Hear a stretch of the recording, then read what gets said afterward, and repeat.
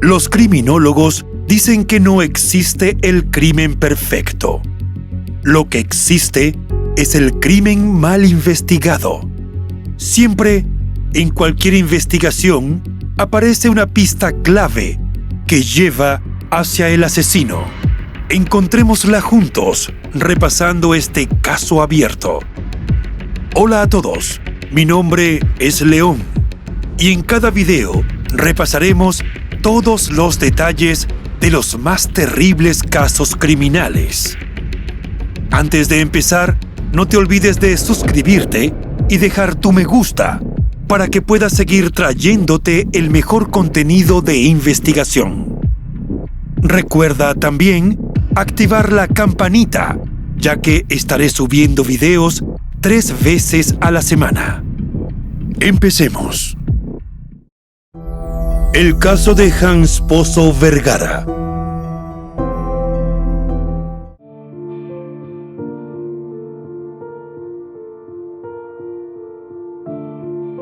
En el corazón de la comuna de Independencia, en la bulliciosa ciudad de Santiago de Chile, nació Hans Pozo Vergara, el 2 de julio de 1985.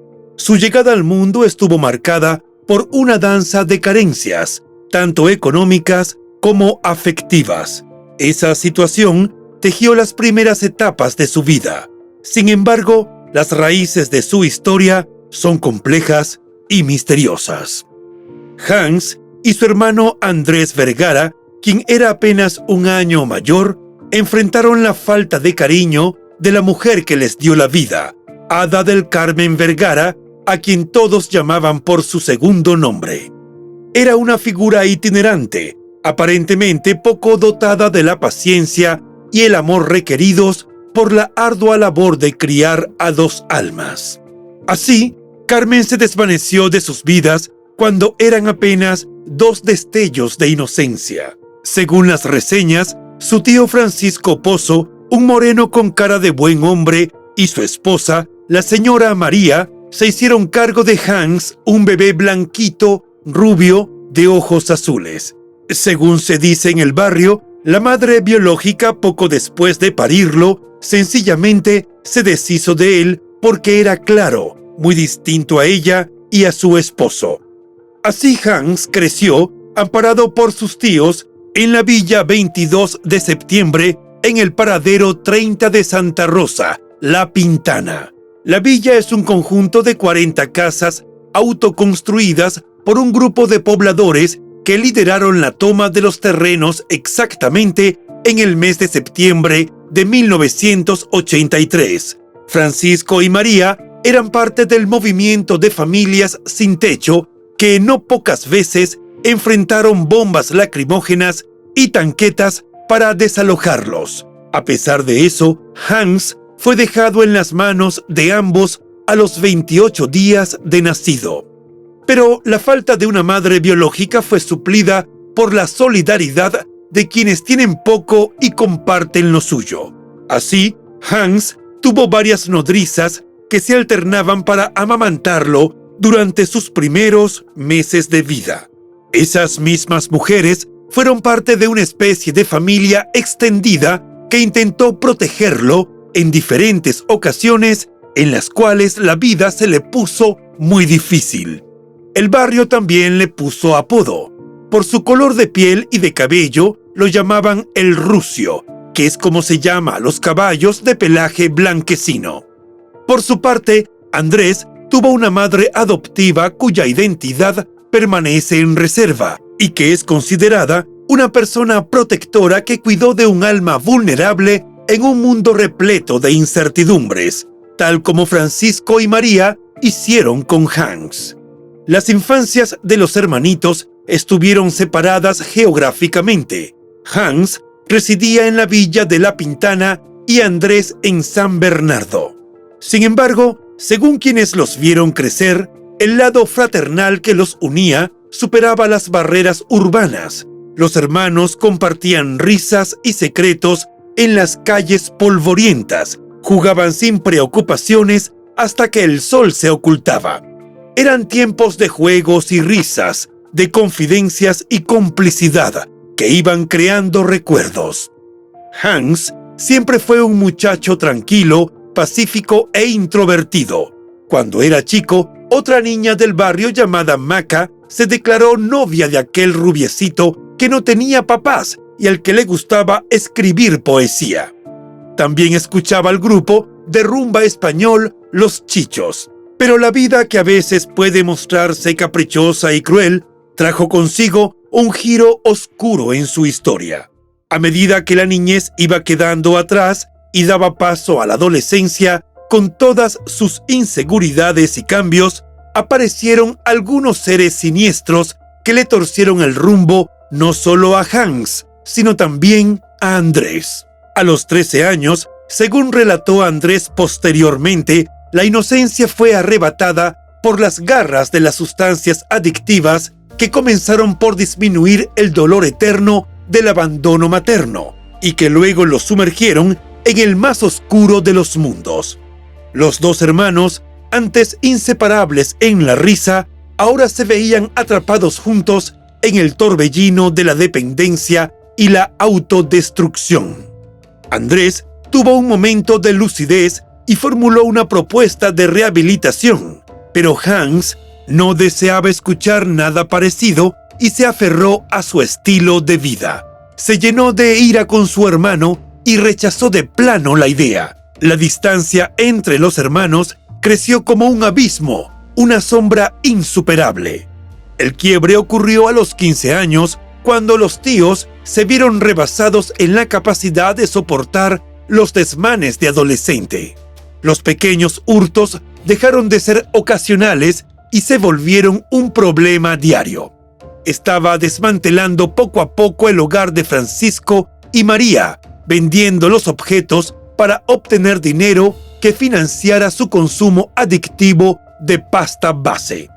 Durante unos días, Hans deambuló por el barrio, donde en realidad no estaba desprotegido porque todos lo conocían y le tendían la mano. Sin embargo, la solidaridad de quienes lo vieron crecer fue más allá y la organización vecinal le entregó una habitación en la vieja casona del centro comunitario. Todavía había en él mucho de soñador. Puso en la pared un dibujo de la hormiga atómica, su personaje favorito, y copió la frase: «Volverás a soñar con superhéroes». Parecía ser un momento de esperanza, pero como ocurre en el mundo de las adicciones, las buenas intenciones duraron muy poco. El chico volvió a robar y esta vez fueron objetos más valiosos. Así, pese a que era querido como un hijo común, fue denunciado y terminó en la cárcel de San Miguel. En realidad, lo acusaron porque no actuó solo, sino junto a un ladrón que era mayor de edad y que sonsacaba a los adolescentes para que delinquieran con él. Estuvo poco tiempo tras las rejas porque se estimó que fue inducido por el otro ampón, que también fue detenido. El detalle es que el arresto del experimentado ladrón fue logrado tras la confesión detallada que dio Hans de todo lo ocurrido. Eso no fue bien visto por el malhechor. Luego de la corta estadía en la cárcel, fue recibido por Adela, una de sus nodrizas de los primeros meses de vida. Pero ante la insistencia de los pequeños robos, Hans terminó de nuevo en la calle, deambulando por allí. Pero todos insistían en darle oportunidades porque sabían de su buen corazón y de la huella que el abandono materno había causado en su vida. El muchacho fue acogido en La Caleta, una ONG que mantiene un centro de rehabilitación juvenil en La Pintana. Allí tuvo como madrina a la terapeuta Juanita Droguet, y con el apoyo y la rehabilitación, Hans volvió a estudiar al Liceo La Cultura, a una cuadra de la villa, en donde hizo toda la enseñanza media en solo 2 años. Todos hablaban de su inteligencia y sus capacidades, le apostaban a que le fuera bien en la vida, y así parecía ser. Hans encontró un poco de luz en una relación amorosa que dio como fruto a una hija, pero desafortunadamente fue fugaz y el joven quedó atrapado en las sombras de la calle. Se le veía errante, sin hogar y sin voluntad de reencauzar su vida. Se le podía ver habitualmente en un centro comercial cercano pidiendo a las personas que le regalaran unas monedas. También trabajó ocasionalmente como cuidador de autos en un supermercado del sector, y también se le vio durante un tiempo más largo vendiendo helados baratos. El microempresario heladero Jorge Martínez, quien tenía la pequeña fábrica en la intersección de las calles Venancia Leiva y Santa Rosa, la esquina donde Hans pasaba la mayor parte de su tiempo, era quien lo proveía de los helados, pero al parecer la transacción no era meramente económica, sino más oscura y sórdida. Aparentemente, Jorge también lo abastecía de las sustancias ilícitas de las cuales el joven era dependiente. Como contrapartida, Hans debía acceder a favores sexuales que el hombre exigía. Repentinamente, Hans dejó de verse en la esquina habitual y los vecinos de inmediato notaron la ausencia. No en vano, todos lo conocían y lo habían visto crecer. Se preguntaban unos a otros, pero nadie lo había visto. Pensando que es usual que las personas dependientes de sustancias aparezcan y desaparezcan, el barrio siguió su ritmo apacible.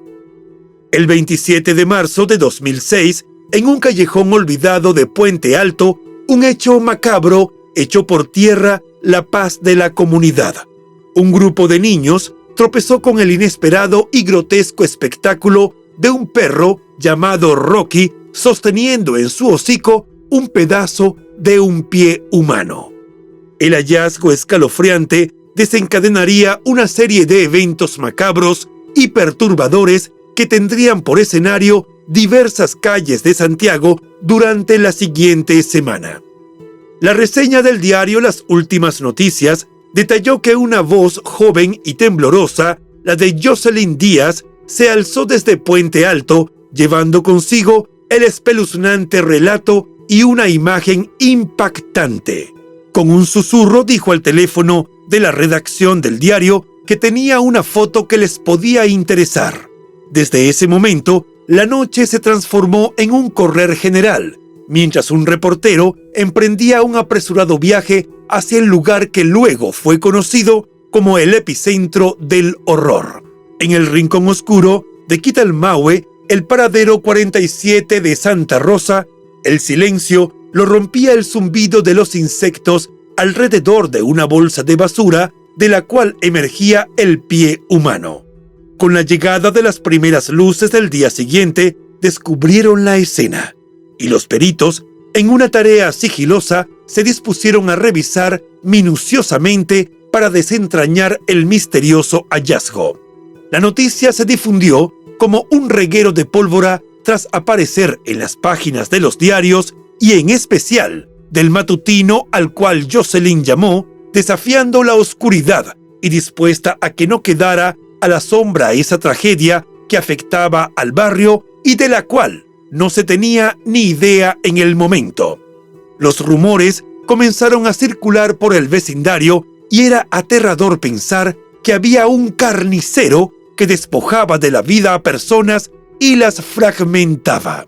Se empezó a hablar también de los días que tenían sin ver a Hans.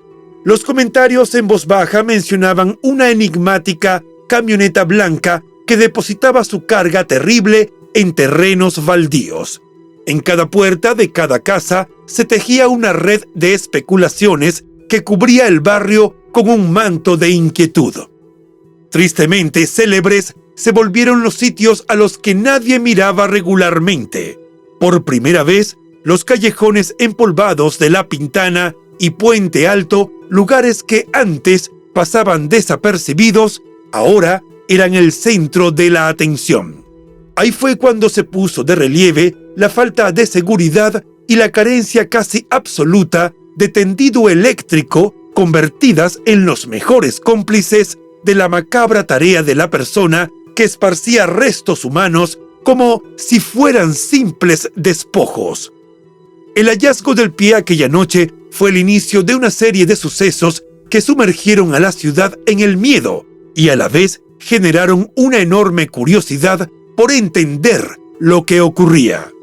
La mañana del martes 28 de marzo de 2006, el fiscal principal de Puente Alto, Pablo Sabaj, recibió el informe de los carabineros de la comisaría de San Jerónimo y se puso de inmediato manos a la obra. La noche anterior había sido notificado sobre el descubrimiento de un pie humano a través de una llamada telefónica del fiscal de guardia de esa noche. Su primera encomienda consistió en enviar a un equipo de policías a la esquina de Quitalmahue con Aguas para dar inicio a una minuciosa búsqueda en la zona. El fiscal Pablo había regresado recientemente de París, donde estuvo de vacaciones y había vuelto con energías renovadas. Era parte de los 625 fiscales en Chile destinados a asumir un rol fundamental en la implementación de la reforma procesal penal. El caso, que comenzaba con el macabro hallazgo descrito, causaba varias hipótesis. Podría involucrar un posible ajuste de cuentas entre traficantes de drogas locales o incluso tener relación con una venganza familiar vinculada a un homicidio cometido hace algunas semanas en la misma comunidad. Pero siguieron pasando cosas que generaban miedo en la ciudadanía y mucho trabajo a la Gendarmería y al Ministerio Público. Los fragmentos humanos seguían apareciendo con un meticuloso despliegue y en lugares de fácil acceso. En la tarde de ese martes, Juan Pérez salió de su terreno y divisó a unos pocos metros de la entrada un bulto envuelto en una bolsa de basura. En un extremo se podía apreciar un cráneo. El hombre optó por contactar a carabineros para informar la situación. Horas después, el laboratorio de carabineros, conocido como Labocar, proporcionó detalles perturbadores. El cráneo presentaba 2 impactos de bala, uno en la frente y otro en la sien, según se informó, y señales de heridas producidas por un objeto cortante en el rostro, indicando claras intenciones de alterar su apariencia. Ese detalle era muy llamativo porque la minuciosidad con la que se buscaba dificultar su identificación era evidente. ¿Quién podría tener tanto interés en que su víctima no fuera reconocida? La persona que actuó se había tomado la molestia de desencajar la mandíbula y le había eliminado también la nariz. Otro elemento muy llamativo era que, según el cálculo de los expertos, el fallecimiento había ocurrido 3 días atrás. El fiscal Pablo mantenía una convicción sólida en que su investigación arrojaría resultados positivos y se esforzaba incansablemente en los primeros días, sabiendo que estos momentos iniciales a menudo resultan decisivos para identificar a los culpables. A medida que caía la noche del 29 de marzo de 2006, el fiscal seguía llevando a cabo pesquisas junto a Patricio Vergara, uno de sus asistentes fiscales. Recorrieron repetidamente el callejón Quitalmahue y rápidamente surgió el rumor sobre la presencia de un sospechoso en el área donde se encontró el primer fragmento. La comunidad hablaba de una camioneta blanca que se había detenido entre la maleza y la basura, arrojando algunos paquetes al suelo. Incluso, varios vecinos tomaron nota de la matrícula y proporcionaron los datos a carabineros. Mientras la policía hacía su trabajo y la comunidad se sumergía entre los rumores y el miedo, los medios libraban una batalla feroz por la primicia. Según algunas reseñas, la mirada de corto plazo, la instantaneidad de la noticia y las ganas de dar un golpe informativo a la competencia dejaron sin vida propia a los reporteros policiales que se turnaban para estar disponibles las 24 horas del día. La vida en el barrio cambió notablemente con toda esa presencia de autoridades que antes ni los visitaban, medios que hasta hacía poco los consideraban invisibles y curiosos que también aparecían. Entretanto, la investigación fue alimentada por los elementos dramáticos que tomó la historia, ya que luego del descubrimiento de la primera extremidad, los responsables del crimen desperdigaron los restos humanos en un diámetro de 1 kilómetro en la periferia de Santiago. Lo que surgió a partir de ese momento fue un verdadero frenesí por ver quién contaba la historia más truculenta y dramática. Al cabo de una semana, la noticia era que un grupo no determinado de hombres había despojado de la vida a un joven veinteañero. Luego de eso, lo segmentaron, le quitaron sus huellas dactilares y finalmente arrojaron los restos a la calle. Las portadas en los diarios con el tema de los dantescos hallazgos en Puente Alto persistieron por cerca de un mes y los primeros minutos en los noticiarios iban destinados a contactos en vivo con los reporteros en el lugar para dar las últimas novedades del caso. Frente a ese furor que generaba la noticia, la figura del fiscal se volvió decisiva para los medios, quienes no lo dejaban ni a sol ni a sombra, rayando casi en el asedio informativo. Eso lo colocaba en una posición difícil entre su deber de liderar la investigación y el tiempo que le consumía la demanda de los medios. En los días subsiguientes, las otras partes del cuerpo fueron apareciendo en una seguidilla de terror, encontrando el segundo pie, el tronco y luego las manos. Los chilenos ya no sabían si el fiscal Pablo era un representante del Ministerio Público o una especie de animador televisivo, puesto que lo veían todos los días, a diversas horas, en diferentes canales. Lo cierto es que Pablo se convirtió en una especie de emblema de la nueva justicia penal de Chile en la época, saliendo a investigar a la calle por sí mismo y mandando a las policías a las pesquisas más específicas. Las diferentes piezas del cuerpo se encontraban dispersas entre las columnas de Puente Alto y San Bernardo. Parecían estar lavadas y mostraban indicios de haber sido refrigeradas. Las yemas de los dedos y los tatuajes habían sido cuidadosamente cercenados para impedir su identificación. Nuevamente surgían las preguntas de quién tenía tanto interés en que la víctima no fuera reconocida. En un ajuste de cuentas entre traficantes, nadie se tomaba tantas molestias y en realidad, cuando se trataba de venganzas, pocas veces alguien intentaba dejar a la víctima sin rostro ni huellas. ¿Quién tenía tanto que perder como para tomar todas esas precauciones? Era una pregunta sin respuesta en ese entonces. Cuando todo parecía perdido, con un homicida que se jactaba de hacer bien su trabajo y que los ponía en aprietos, una pista alegró a la policía de investigaciones.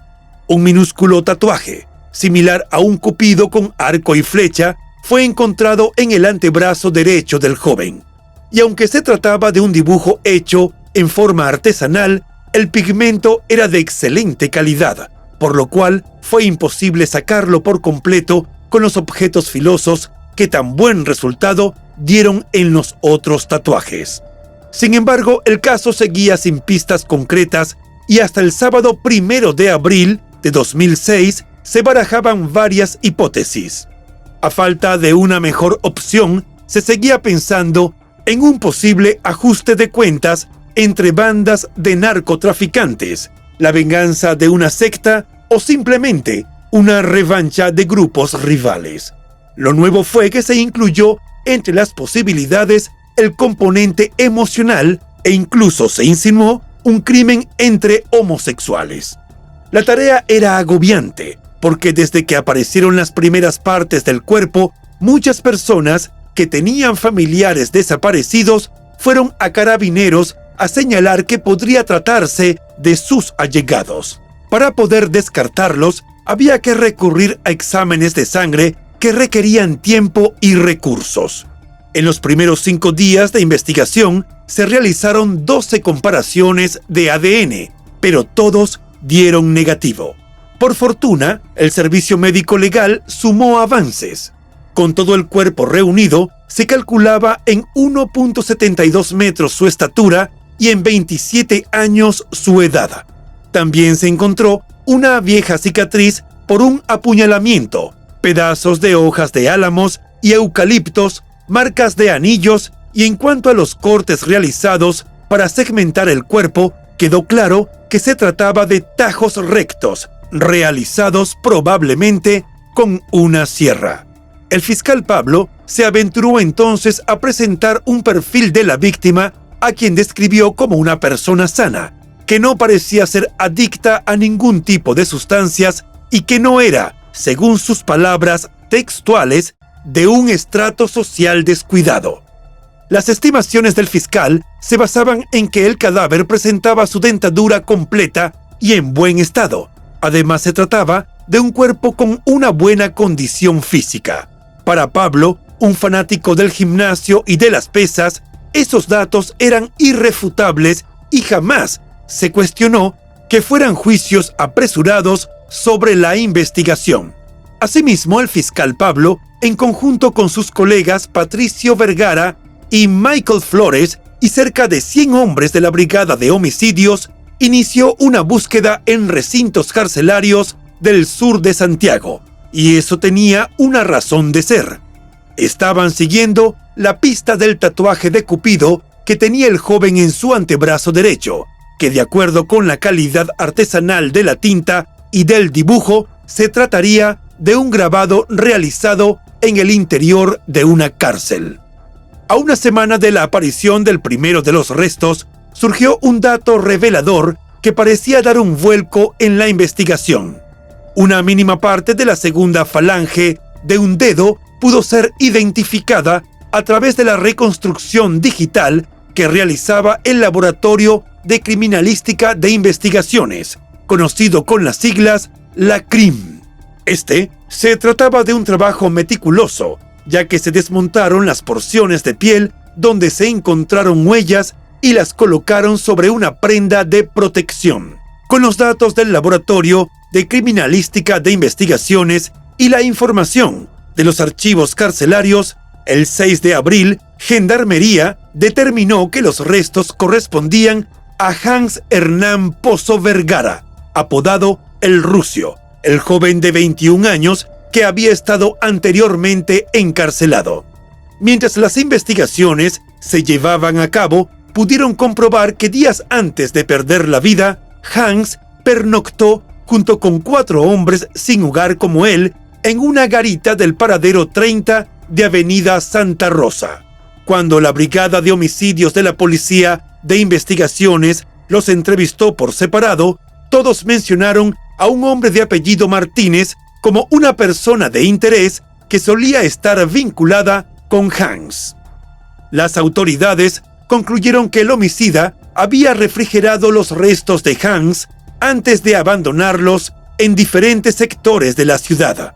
Por el tamaño de la víctima, se dedujo que no pudo ser conservado en un refrigerador doméstico, sino en uno industrial. Además, las bolsas de basura, donde fueron encontradas algunas partes del cuerpo, tampoco eran de uso domiciliario, sino que tenían doble costura. Con este antecedente, el departamento OS9, Investigación de Organizaciones Criminales, ubicó al comerciante que ofrecía estas bolsas, quien aseguró haberlas vendido a un heladero y a un familiar dueño de una carnicería. Los indicios que recibieron los policías empezaron a converger hacia un protagonista inesperado. Jorge Martínez Arévalo, un hombre de 41 años, casado y padre de 2 hijas, quien vivía en las cercanías del lugar donde Hans pasó sus últimas horas.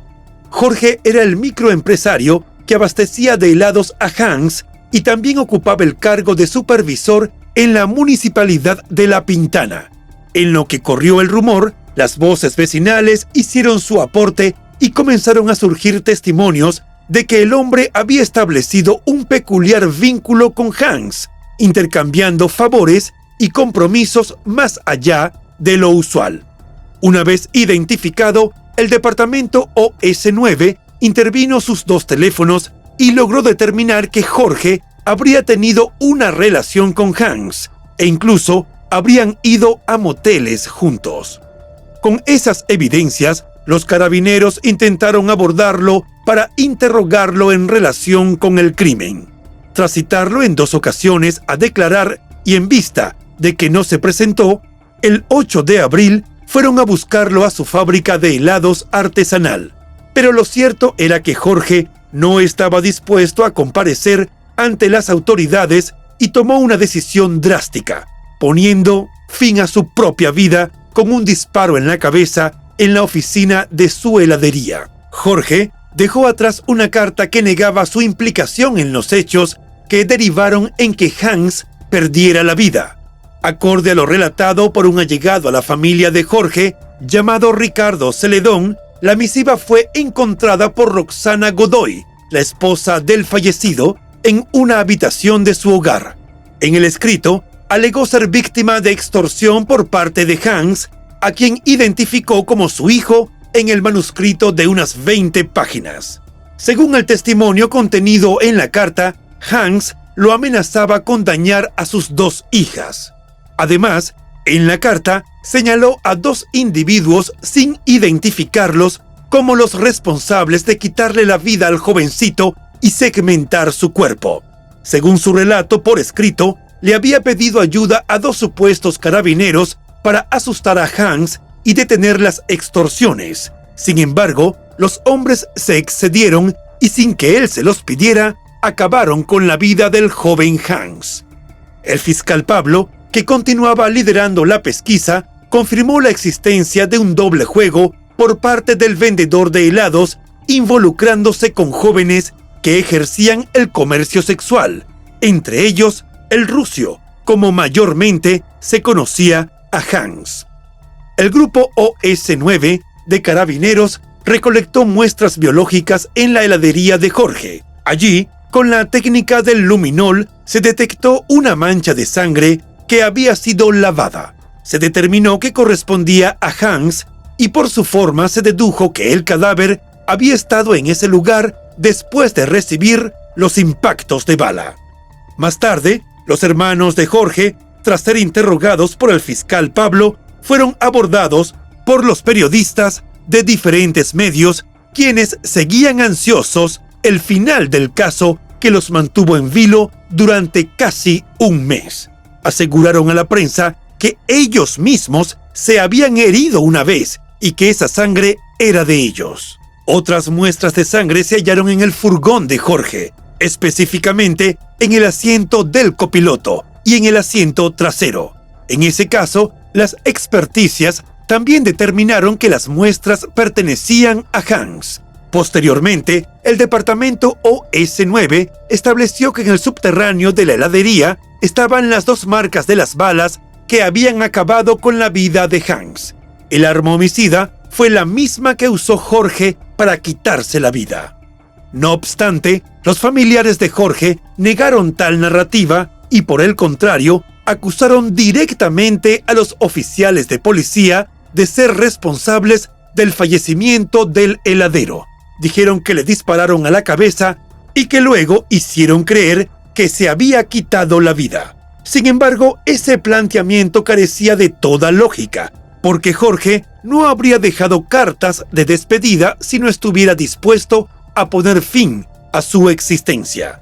El viernes 14 de abril de 2006, el Servicio Médico Legal entregó los restos de Hans a Francisco y María, que junto a toda su familia del barrio que lo vio crecer, le organizaron un velorio en la sede social La Casona de la Pintana. Al día siguiente, unas 300 personas lo acompañaron en su funeral, que concluyó en el cementerio Jardín Sacramental de San Bernardo. Andrés, el hermano mayor, tenía rasgos muy similares físicamente a los de Hans y era delgado también. Para el momento del funeral, tenía poco más de un año de que llegó a vivir a La Unión, a la casa de una tía, buscando una oportunidad para dejar atrás las drogas, un paso que afortunadamente logró dar, gracias a su trabajo en la cocina de un reconocido restaurante y su compromiso con la culminación de su educación media. Antes ayudó en un taller de estructuras metálicas, en la construcción del galpón de una frutería y en un supermercado. Relató que poco antes de llegar a la unión, la relación de Andrés con su familia en Santiago era muy mala. Su madre adoptiva lo había echado de la casa y tras esto decidió irse a casa de una tía y dar un viraje a su vida. Y fue entonces cuando supo la terrible noticia de que la víctima era su hermano Hans. En una entrevista con el medio de comunicación El Ciudadano, Andrés confesó que al inicio no quiso creerlo, pero cuando vio las fotos en la televisión quedó en shock y posteriormente pasó la noche despierto llorando. Andrés culpó al consumo de estupefacientes de manera indirecta por la muerte de su hermano, ya que fue eso lo que llevó al joven al límite. Pero también dijo que tenía sus propias sospechas acerca de lo ocurrido. Según su hipótesis, Hans vio algo que no debía y debido a esto construyó su propia tumba con el camino que siguió. Y añadió que probablemente alguien estaba ocultando algo. Al ser consultado por su relación con Jorge Martínez, el principal sospechoso del crimen y de quien se dijo que era el padre de Hans, porque el mismo Jorge lo afirmó en una carta, Andrés hizo una revelación muy importante. Señaló que Jorge reveló que el hombre en algún momento de su vida tuvo una aventura con Carmen, su madre biológica, o eso se rumoraba. Pero aclaró que ellos nunca pensaron que él realmente fuese su padre ni el de Hans. Además, aseguró que las pruebas de ADN realizadas por la policía demostraron que no existía tal parentesco. Ante las afirmaciones de la prensa que señalan que Hans ejercía el comercio sexual y que sentía atracción por personas del mismo sexo, Andrés fue enfático en resaltar que Hans sentía atracción por las mujeres y que quizá la vinculación fue por necesidad de dinero. El hermano mayor del fallecido dijo que mientras estaban en su camino a la recuperación del consumo problemático de estupefacientes, siempre pensaba en que quería recuperarse para ir a buscar a Hans y reconciliarse tras la pelea que tuvieron. Luego de todo, admitió que el único pendiente que le quedó con Hans fue decirle algo que guardaba en sumo secreto, y era confesarle cuánto lo quería. El 5 de mayo de 2006, la expareja y la madre de la hija de Hans presentó una querella en el Juzgado de Garantía de Puente Alto contra quienes resultaran responsables de la filtración del expediente del caso, incluyendo 12 imágenes del cuerpo segmentado de Hans que circularon por internet en cadenas de correos electrónicos. En 2007, la Fiscalía Sur concluyó que Jorge Martínez Arévalo fue el culpable del homicidio y descuartizamiento de Hans Pozo. Por su parte, la familia de Jorge insistió con la tesis de que el hombre no se quitó la vida, sino que fue abatido por carabineros, logrando llevar el caso a la justicia militar. Sin embargo, el segundo juzgado militar de Santiago estableció posteriormente que su muerte se debió a una herida autoinferida. En marzo del mismo año, la expareja de Hans interpuso una querella contra Miguel Martínez Arévalo, hermano de Jorge, por considerar que él también estuvo involucrado en el crimen. El 18 de abril de 2013, el fiscal a cargo del caso, Pablo Sabaj, solicitó el sobreseimiento de la causa contra Miguel, lo que fue decretado por el Juzgado de Garantía de Puente Alto. Esta decisión se tomó porque durante los 7 años de investigación nunca se pudo comprobar que Jorge actuó con la ayuda de terceras personas. En 2016, a 10 años de la muerte del joven Hans, que fue un hito en los casos policiales de Chile, se publicaron reportajes en los medios de comunicación TVN y CHV. En ese abril de ese año, el caso volvió a la justicia, pero esta vez con la intención de que fuese amparado en el derecho al olvido consagrado internacionalmente y reconocido por la Corte Suprema. La viuda de Jorge Martínez, Roxana Godoy Miranda, presentó un recurso de protección ante la Corte de Apelaciones de San Miguel para que se ordenara el cese de los reportajes y publicaciones de videos, audios, fotografías tanto de ella como de su hija y de toda información referida al caso. De acuerdo con la acción constitucional, dicha solicitud responde al tiempo excesivo desde que ocurrieron los hechos cuya reproducción afectaba el respeto y honra familiar. El documento legal también agregaba que los causantes se encontraban fallecidos y las únicas afectadas eran Roxana y sus hijas. En 2021, en el marco de su 30 aniversario y de la 22ª conmemoración del orgullo en Chile, el Movimiento de Integración y Liberación Homosexual, MOVILH, anunció la inclusión del nombre de Hans en el listado de crímenes homófobos ocurridos en Chile. Según el Movimiento de Integración y Liberación Homosexual, su muerte cumple con todas las características de un crimen homofóbico, ya que el asesino, homosexual o no, intentó por todos los medios ocultar la verdadera relación que tenía con Hans por temor a que se descubrieran sus propias conductas sexuales. Su rechazo para vincularse con un joven gay que ejercía el comercio sexual lo llevó sin duda a idear un crimen macabro del que pretendía salir impune, señalaron. El movimiento añadió que, guardando las proporciones, lo ocurrido a Hans es similar al asesinato que quitó la vida en 2002 al joven basquetbolista Mauricio Ortega Julio, de 25 años. La similitud se da porque perdió la vida en manos de un policía con quien mantenía relaciones y que también pretendió con el asesinato ocultar sus conductas homosexuales en un contexto de extendida homofobia. De acuerdo con declaraciones del movimiento social, el nombre de Hans será añadido en el Memorial de la Diversidad, ubicado en el Cementerio General en la comuna de Recoleta.